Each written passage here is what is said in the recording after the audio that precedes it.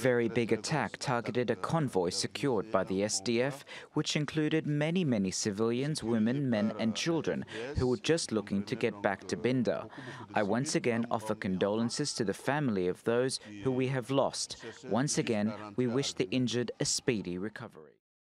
For more on this, Barton joins me from Melbourne. He's a professor of global Islamic politics at Alfred Deakin Institute for Globalisation and Citizenship. Thank you so much for your time. Now, this is the third big attack on soldiers in just the last 2 weeks in Burkina Faso. Why are we seeing this rise in these types of assaults? What we're seeing here is the activity, if we think Al-qaeda in the Islamic Maghreb, although there are also Islamic State-linked groups in this tri-border area. So Burkina Faso has been very badly hit. Back in June, there was an attack that killed 132, probably 1,500 people killed in the last 5 years, and an incredible displacement of over 1 million people.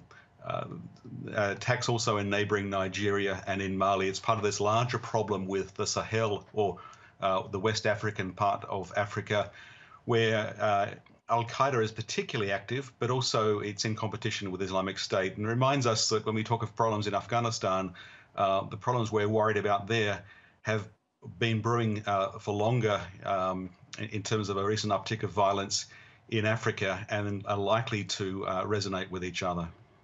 And you talk about this uptick in violence in Africa, and in particularly West Africa, the Sahel region, Mali, Niger and Nigeria are all seeing the same type of attacks.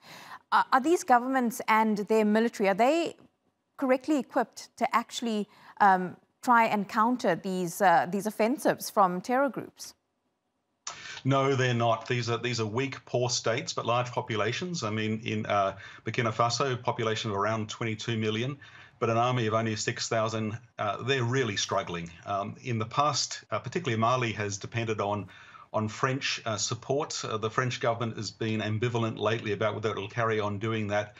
So there's a real weakness. And what we see here is this typical pattern now of Al-qaeda or Islamic State-linked groups going after local grievances, partnering with local insurgents where states are weak. They prey upon weak states. We're seeing something similar in Mozambique with Islamic State. And of course, for a long time, Al-qaeda has been partnering with Al-Shabaab in Somalia. It's a continent-wide problem for Africa.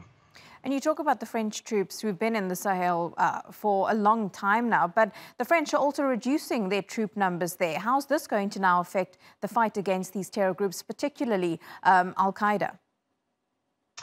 Well, it's hard to see this as being anything but disastrous because local forces are not equipped. Local populations are very vulnerable. These are societies with a mixture of Christian, Muslim and indigenous belief communities. They normally get along well, but there's plenty of opportunity in these poor countries to foment violence.